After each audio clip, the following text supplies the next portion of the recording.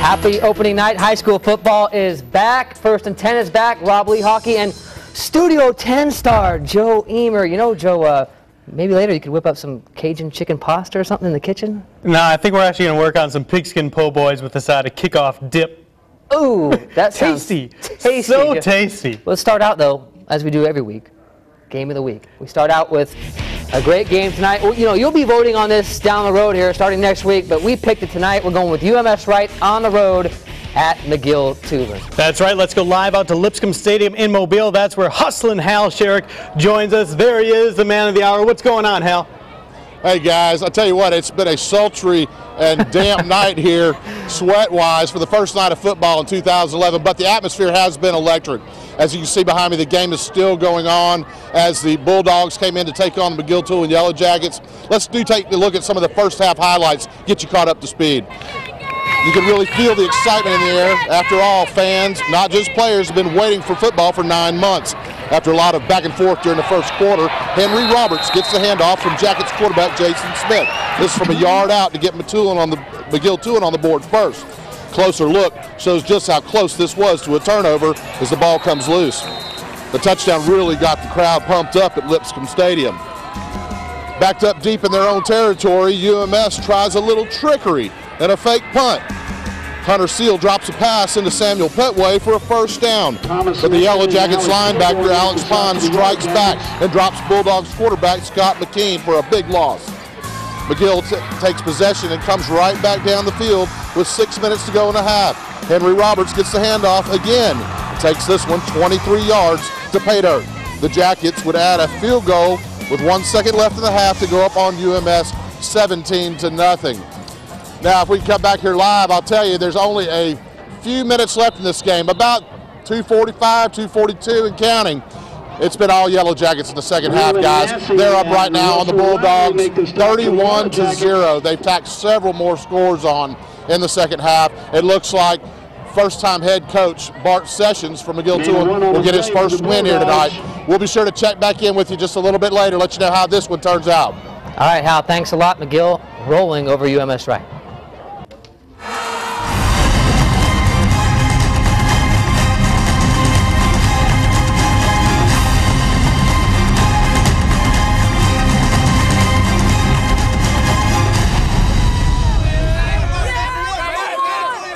Well, in our area, it was not the Super 6 last year, but the Super 5. This region alone won 5 of the 6 state championships. So let's see how all the defending champs fared on opening night. We'll start with the 6A defending champs, Daphne Trojans hosting Bryant and TJ Yeldon. Boy, this kid's pretty good. He's going to go to Auburn. He is one of the most athletic players in the game right now. He is ridiculous to watch. Yeah, he can do it all. There he goes, and 30 yards later, it's a touchdown. He can do it on the ground. He can catch the ball. He's a all-purpose back. Trojans' next possession, Josh Johnson brings it around right at you, and he's getting in there. 6 more points. It's 14-0 Trojans. Then Yeldon gets a snap, the direct snap, and he's going to dance his way in. Ooh, look at that cut back right there. He's just nice. Men amongst boys. 21-0. That's a lot of push-ups. Those guys will be buffed by the end of this one. Then Jonathan McGaster gets the handoff. He stretches it outside and in for the score. 28-0 Trojans. And yeah, there you go. Touchdown. 35-7. Bryant gets on the board late in the game, but Daphne is rolling. Spanish Fort may be the defending 5A state champs, but not much is left from that team. The coach is gone. Bryant Vincent now at South Alabama, and 19 starters are gone as well.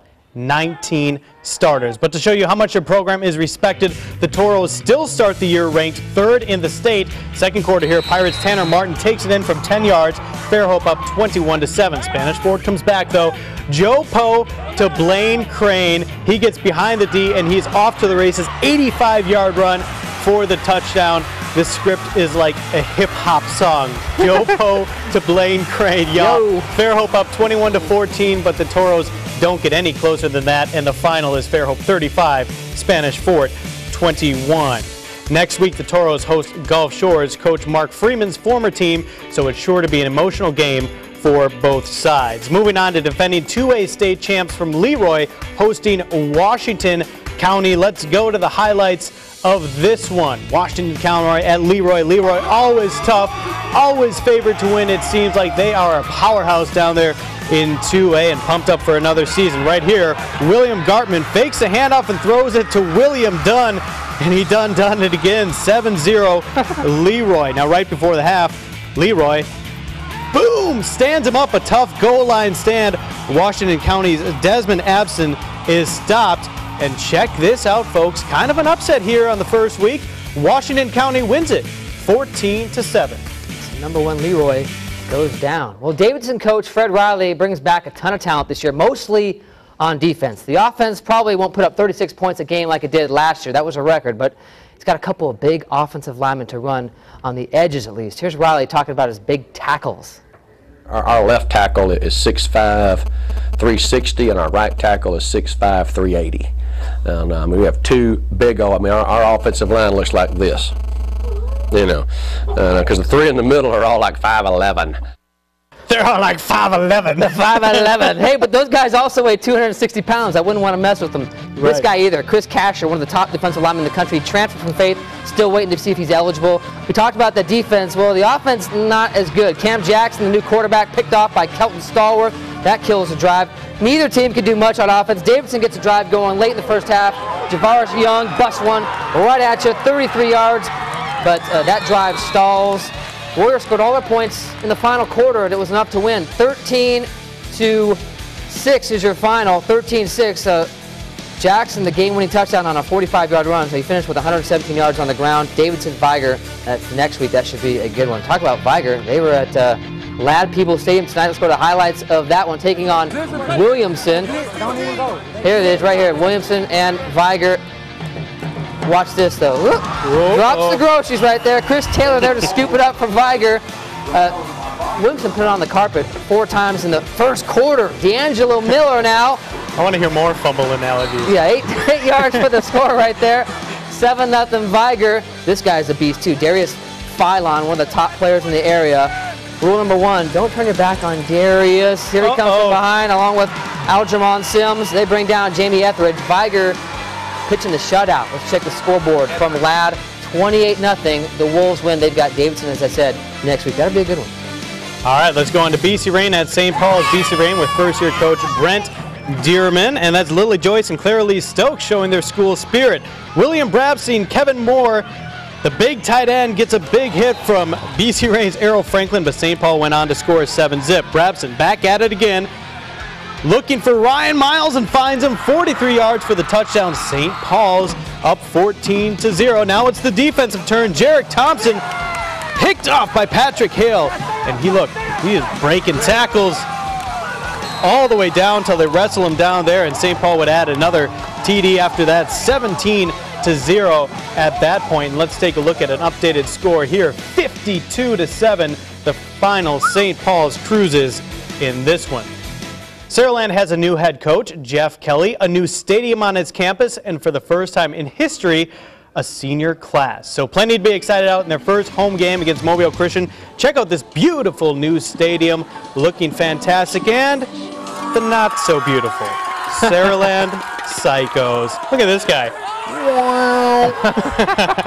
All right, pumped up for the first home game though, and on their first drive, the offense pumped up as well. Michael Murphy, 16 yards for the touchdown. Saraland up 7-0. Mobile Christian answers back. Tyler Rogers, 37 yards into his own neighborhood. The game would be tied at 7. Still the first quarter, plenty of offense. The play of the game here, perhaps. The reverse to Akeem Miller, 51 yards, 14-7 at this point. And the new coach, as we mentioned earlier, loving the start his team is putting on the field.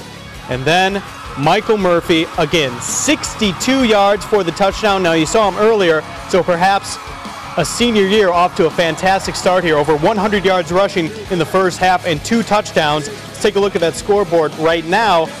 We can see that Saraland was on top of this one, and they still are 34-20 in the fourth. Second-rate Jackson and its new coach, Danny Powell, open with a win over Clark County. The Aggies will be at Saraland next week. Well, you can't have football without marching bands. There we go. But well, I guess you can have football without marching bands, right? The game just wouldn't be as musical. Good point. Thanks, Rob. In the season's first band of the week, we're listening to the roar of the Foley Lions.